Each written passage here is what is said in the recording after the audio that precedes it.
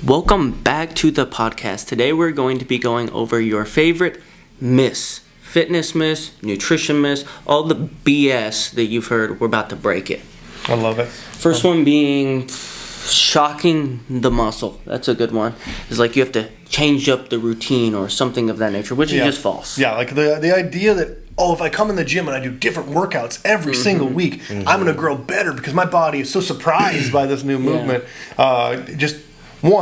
Absolutely not true. I mean, like it's very clear, and the evidence proves time and time again, progressive overload in the same training program will always be more effective. If you're coming in and doing random stuff week to week, it's not going to be more beneficial. It's going to be less beneficial. I remember back in the day when I was like 12 out here, like, you got to confuse your muscles. Yeah. And I was like, wow. I was like, dude, we're going to get so big. My muscles are clueless right now. Well, Arnold said you got to shock the muscle. It's crazy. No, I love it. I said, I think there's a lot of people who are just wasting their time changing stuff up every week. And I said, if the problem with changing stuff up all the time is that there's no way to track whether you're getting better at something. And even just like biomechanically, like when you do the same movement for 2 months, you get really efficient at doing that movement. Not like better.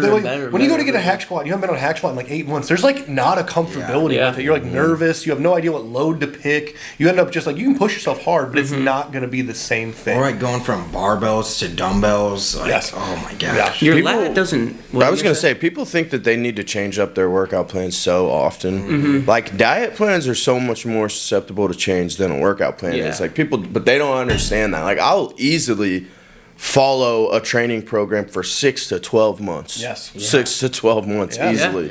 And progress from it. And it gets to the point, that the progression is so slow. Like, I'm fighting for every half rep. Like, sometimes I remember on my hack squat, if we're talking progressive overload, I think it was last off season, I had like 8 plates for 8 reps, and I hit hack squat like every quad day, so once a week for 3 months.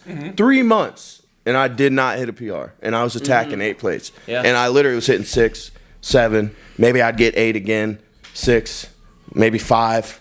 It was just in that range, and dude, it was... Eventually, though, 1 week you get like 9 or 10. Now, does that mean that I wasn't growing? I feel like striving for those PRs on the top sets or even the pullback sets, like, even if you don't get it, like, you'll get to a point where you're advanced and you're not going to be hitting PRs every day. That's just going to slow down. You're not going to do that. But striving for it is what's going to get you big. That psychotic attitude. Like, I would drive to the gym with that hack squat in mind, thinking... It's going down today, bro. And progressive overload is kind of like calories for the day. Like, there's no one meal that'll make you skinny. It's the whole day. In the same way, like, you might be hitting the same reps on the hack squat, but did your quad extension afterwards go up in reps? Or did your pre-hack squat workout go up? Or did your form improve? Was your tempo slower? There's so many things. This is why tracking and doing the same thing in the same way is always the best thing. Uniform reps. Your muscles don't know what exercise you're doing. They just know there's load on it. They don't know you're doing this or doing this. They just know I'm being worked right now. That's all they know. I think the biggest miss that I see people do all the time is when we get into like the fad diets. So like the fad diets, like, we all have the ones we hate the most. So like for me, I attack the vegan diet. Like, that's the one that, like, I personally attack super hard because I've had a lot of vegan clients too, and I see how it damages their lab work. I see how it damages quality of life, their body, their physique, their energy levels. And like, the truth is, even vegetarian, I'm pro. Like, as long as you're getting eggs in, as long as we're getting complete, amino acids, and like, super happy with it. When you go vegan, I think a lot of people think vegan equals healthier. But if you flip around, like, what are they called? Like the better burgers? What are they called? Like the fake meat burgers? It is literally a 20-item list of everything that we talk about avoiding eating if you want to. It's just like seed oils and crap and fillers. And it's like, when like you could flip around a burger menu, one ingredient. And you think that somehow you're making that's another myth in that same is like, that's crazy. Health foods. It's like, this keto bomb brownie. It's like, okay, then you look at the back of the ingredients, you're like, this is not healthy. This is literally the same ingredients as the Reese's, but the macros are different all of a sudden. That doesn't mean it's healthier for you. I'm huge on that. Like, the quality of food's going to be first and foremost. Like, vegan is tough, honestly. Especially nowadays, because the soil our soil nowadays is so over-farmed, there's barely any nutrients in any of the vegetables and fruits anymore. Oh, yeah. So, you think you're getting all these nutrients and you're not. Going from vegan or even beef, getting a higher quality, whether farmer's market or then getting organic beef. Because I was looking the other day, I was at the store and I was looking at the ingredients of the beef because I was just curious, and I saw in the regular beef that you get the store-bought stuff, and it's beef and artificial ingredients. Yeah, natural flavors. Do they really put that in the meat too? But then in the organic beef, only ingredient beef. Yeah. So that makes you think too.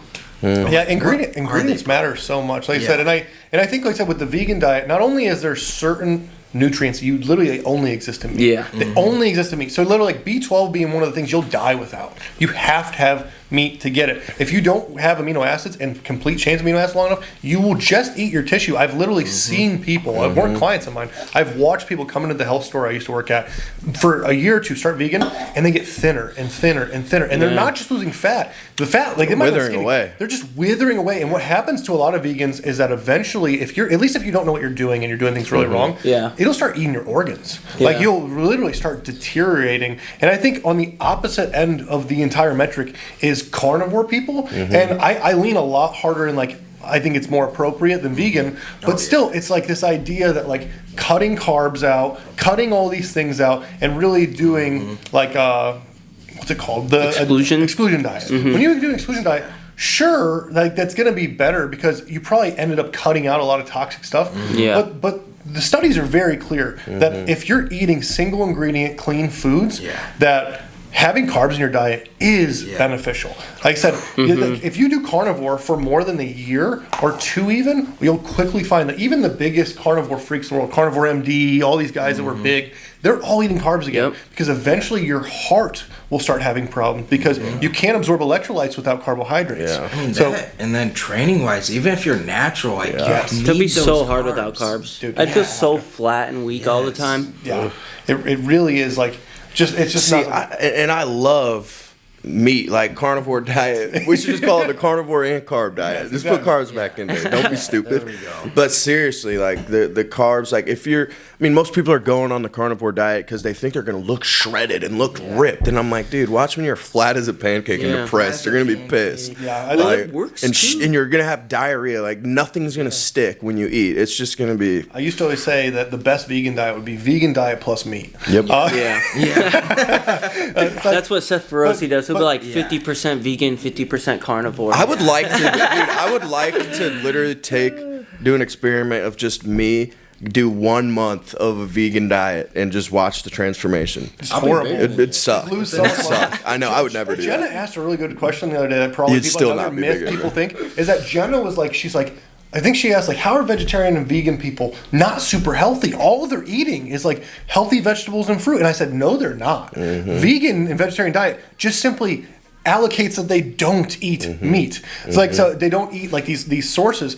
That doesn't mean they're not eating cookies. It doesn't mean they're not eating bread. A lot of people eat vegan diets and still eat pizza and they still eat junk. They just buy a certain form of it. And just like we said, these healthy labels, just because something says diet on it or low fat or plant-based or anything doesn't make it healthy. If you're still eating junk, even though you cut out something, doesn't make it better. Well, sometimes it works for people because the thing that they were overeating was carbs. Carbs are the easiest macronutrient to overeat. They're like, oh my gosh, I've lost 10 pounds. Well, that's just because you eat less calories now. Yes. It's it's correlation, not causation. So if you just because it worked doesn't mean that the way you're thinking it worked is why it worked. Then if you go into human biology, we are omnivores. We aren't carnivores. We aren't vegan, vegetarians.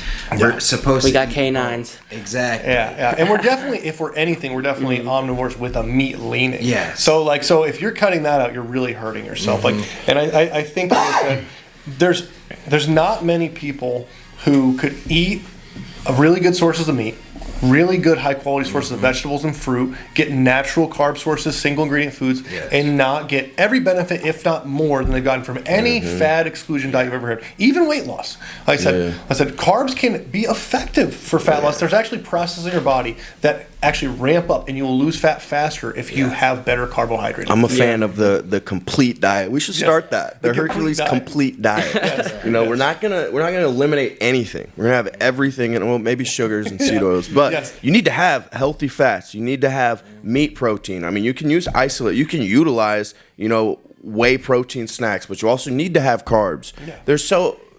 Why do people think they have to take something away and just completely for them to see results? Like, it's crazy. It was the carbs the whole time. It had to have been. People don't want to blame what is the real truth, which is overconsumption.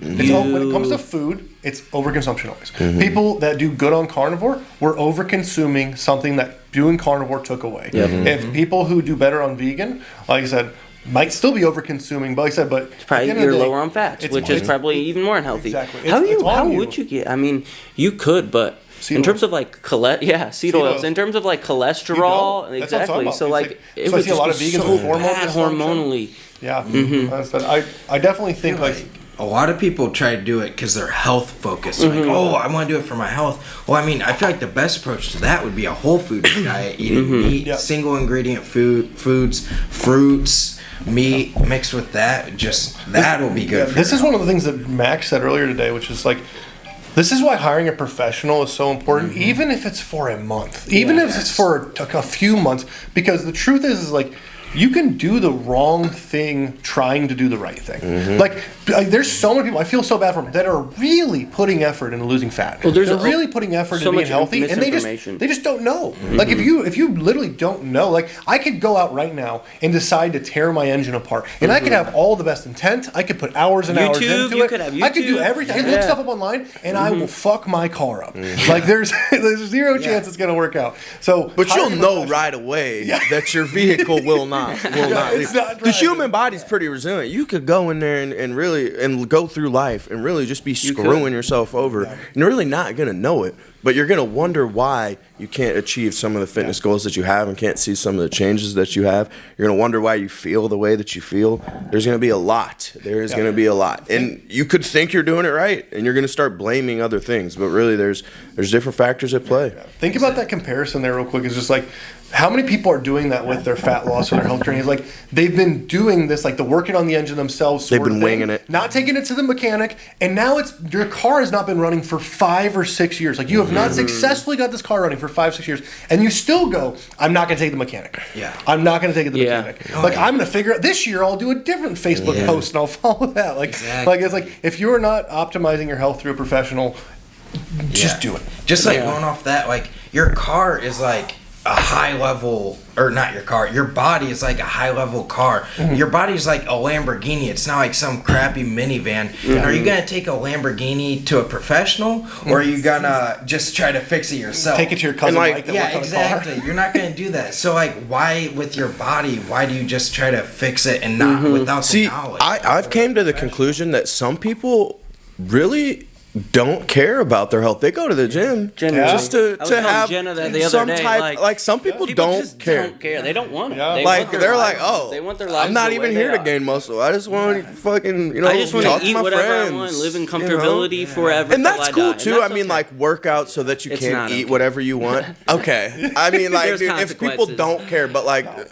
those people also can't complain. Ignorance is bliss. They also can't complain, because like, if you're overeating like that, those effects will catch up to you. I don't care if you're lifting weights. You're like, just those gonna feel effects bad. will catch up to you. You're just gonna feel bad. And you're depriving yourself of a clear mind, high energy levels every day, being happier, depression, all of these things some people think that are just like mental related. They're related to what you're eating. Like some people think that they care. They act like they care. You know, they go to the gym. You would think that they care, but they really don't. They really don't care. They're like, I'm happy with just, oh God, I can't even get into it. But really, like, that's why. That's literally why people can look the exact same and be cool with it. They don't want to take the blame for it themselves. They'll blame it on I've got this medical problem and that medical problem. No, if you're self-conscious to take off your shirt at the beach, that's your fault. Yeah, I think that actually, like what you said, is like, people blame all these other factors. I think it's another big myth to get into is like age, or I have a thyroid dysfunction, or my hormones and stuff like that. And there's no question the fact that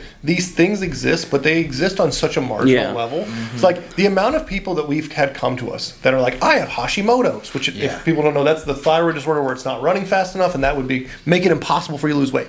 And it's like, but it's self-diagnosed. I have Hashimoto's. They just Googled slow thyroid, Hashimoto's, and then they're losing 5 pounds a week like right away, and you're like, and they're like, oh my gosh, you fixed it, like, and I'm like, yeah, that's what we did. We fixed your Hashimoto's. But like, really, we didn't fix it. It just was never there in the first place because, like I said, you just weren't doing things right. And like the amount of people who do the whole like, I'm over 40 now, it's impossible. Not true. I can't start. I'm already 30. Like what? Well, the research is pretty clear.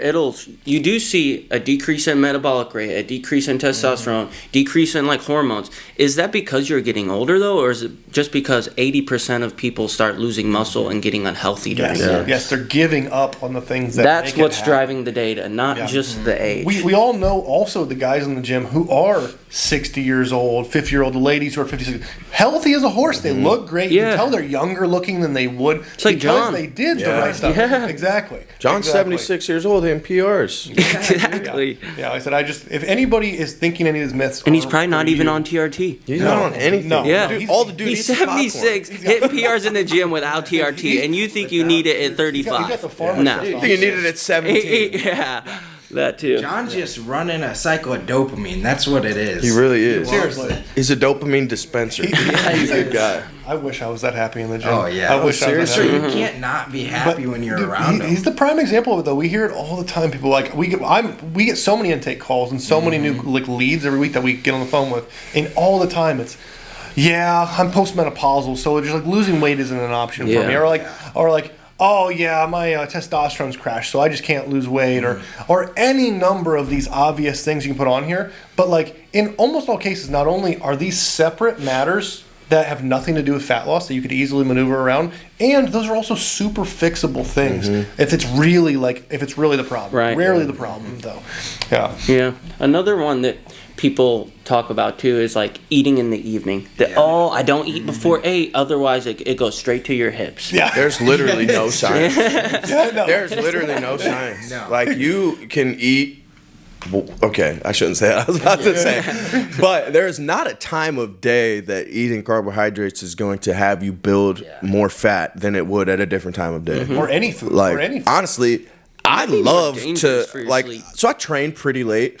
I'll have my dinner and even my last snack pretty close to bed just so that I don't go to sleep hungry. So that's better than if you're going to go to sleep hungry and be miserable, I would definitely just eat closer to bed. That is not hurting me. If you are going to bed hungry and it's affecting your sleep, then absolutely eating in the evening is going to be more beneficial for you. And the only argument anyone could have against eating before bed would be effect on growth hormone response. But then you have to have the counter argument of what is more effective here? Is it me having amino acids and protein in my body while I'm sleeping? Being able to go to sleep? Having all these effects, having full belly, which maybe helps you sleep better, versus growth hormone. I think that argument's going to end up with a flat nil. Just make sure that you're getting the right amount of calories. How many of you are not eating after 8 and then waking up at 3 in the morning to go eat something because you're so fucking hungry you gotta wake up? That's super common. The food addiction. It'll wake you up. Bitch, get up. Time to get some sugar. The amount of times I've heard people say stuff like, I woke up at 2 a.m. and I had to go get something. It's it's almost like any drug addiction. They literally are I cannot sleep. I have to get out of this bed and I have to go eat something right now. I've been there and it's tough. Seriously. I think the last big myth that I just recently we've seen a bunch of, we always see a bunch of guys doing this, which is this idea that because you can buy something online, because you can buy it at a supplement store, because it comes in a bottle and it looks like a multivitamin, it's just a pill. It's just a pill. But these things aren't dangerous and they shouldn't be taken the right way. It doesn't mean you can't use certain supplements. It doesn't mean you can't do it. But if you really are getting what supplements? Let's say SARMs or pro hormones or to name the ones that I think worry me the most to see, especially young guys doing.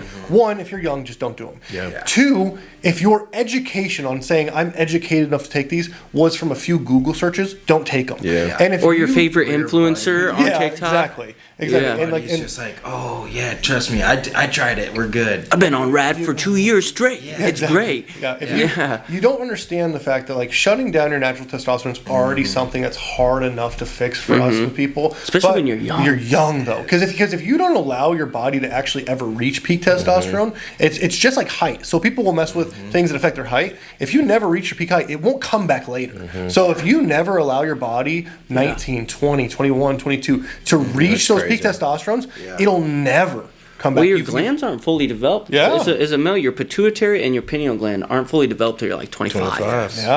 Yeah. So it's like people are, these kids are like impatient. We talk about this all the time. Impatient. It's the only and reason it's crazy, dude. It's not even SARMs. Like it is out there, bro. It's young. Melanotan. I've had young. I have had literally. To researchchem.com and order any peptide. Anything you think of. I've had young kids approach me and tell me what they're taking, and I'm like, dude, what? Well, did you see what Craig commented on my Instagram? Because I made that reel talking about Rad 140. He's like, Craig's doctor told him that this kid was on LGD, Rad, Ostarine, MK, everything you think of, and he had erectile dysfunction at like 17. Oh, I've seen it. I've seen just shut him down. I've seen guys mess with cycles.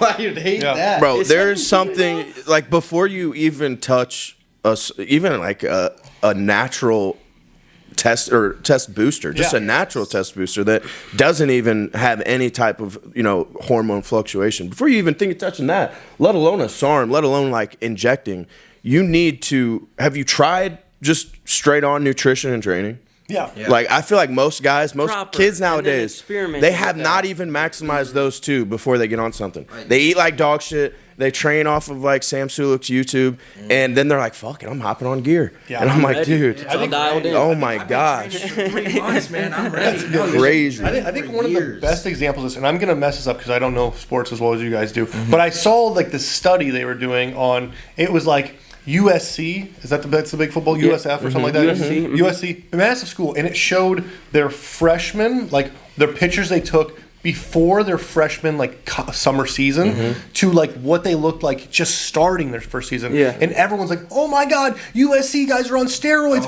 Look at these guys. They're up 30 pounds. Look how they look so much more muscular. They're so much bigger, so much stronger." I mean, you could literally you'd question whether these guys are on every steroid in the book. And then I watched this guy talk about, no, they're all tested, they're all clean. It's not that. It's that these are high level genetic guys who have never prioritized nutrition. They've never had a coach prioritizing their training. They've literally they have the potential for this greatness, and they've most never of them probably allowed came from a themselves. spot where they couldn't even a lot of those guys that come from that's football is kind of their getaway. They're not coming from proper nutrition and training. They have at school they have dietitians for each player. They all have meal plans. They get cooked for them. It's like you take someone and prioritize, like you said, nutrition at a really high level and training. You can make changes in 6 months that people will disbelieve are possible. I have so many guys that are natty that I literally have just dialed in their nutrition and training, and they're in the gym getting accused of taking steroids. You can get the steroid-like effects.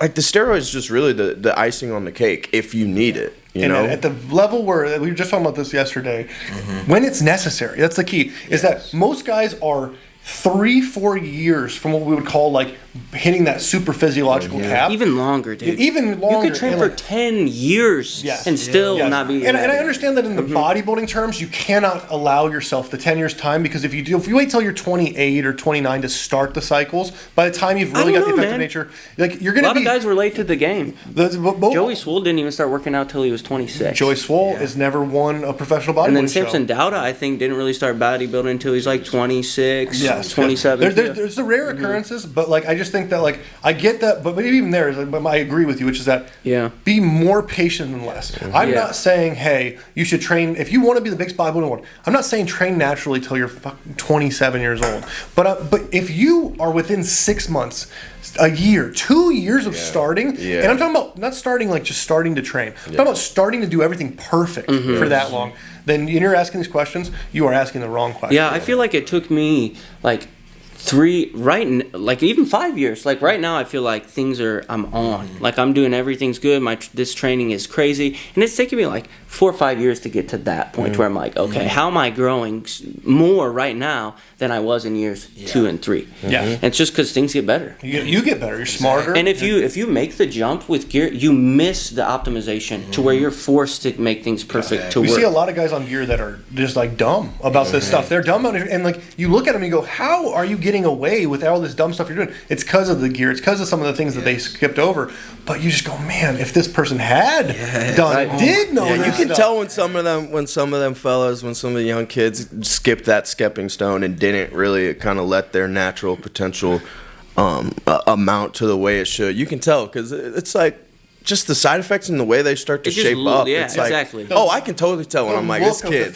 Oh yeah. Yeah, because like think about it. Let's say you don't know how to train I can see right through him. If you don't know how to train right, let's just say you are one of these guys that comes to the gym and does way more shoulders and biceps than you should. Like, the steroids will accentuate that. Will. That's why you see some of these guys in the gym that have like the small chest, rounded shoulders, huge delts. Their arms are kind of off, shaped. It's because they never learned how to build things right, and then they just started growing it. Hey, newsflash: if you take steroids and still don't train legs, your legs are still not going to be big. So you can take steroids and you'll still be walking around on toothpicks, and that's not cool. Or there'll be some guys you hear what they're taking, and you're like, oh my gosh! Why do you look like this?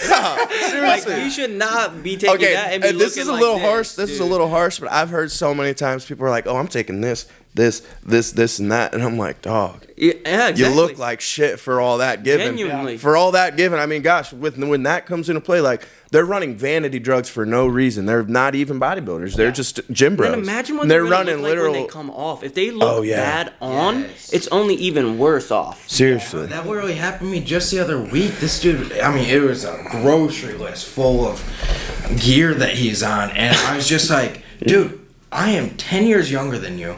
And I look 10 times better than you. Not trying to be a dick or anything. Seriously. But I'm like, what are you doing? And he has a coach, but his coach is just giving him these things. He doesn't have a meal plan. Leaning into the drugs. Yeah, and doesn't have a meal plan. His training program is absolute dog shit. Like he showed me. I'm like, what is your goal? I don't understand. Is not getting his blood work done. Yeah. I mean, I'm just like, how are you? And that's like alive 80% of the gym bros doing that He literally stuff. told me, he's like, oh yeah, my coach said it was cool after a day's workout. I'm just gonna go to Domino's, smash a large pizza. I was like, what are you doing? Hey, I need to hire his coach. I know. Give me his number. Give me his number. And you wonder why you have such bad gyno, but you're in like disbelief, and you tell people you don't have gyno when I can see it through your sweatshirt. Yeah. Damn. I said this is the problem. I said I think a lot of this is the biggest key I hear from all these myths we're seeing, all these things we're seeing is lack of education. And I think where people should self-educate, and you should do that, but if you want to get educated on a subject, you go to college and you'd have a professor that taught you, or you'd hire someone to teach you. So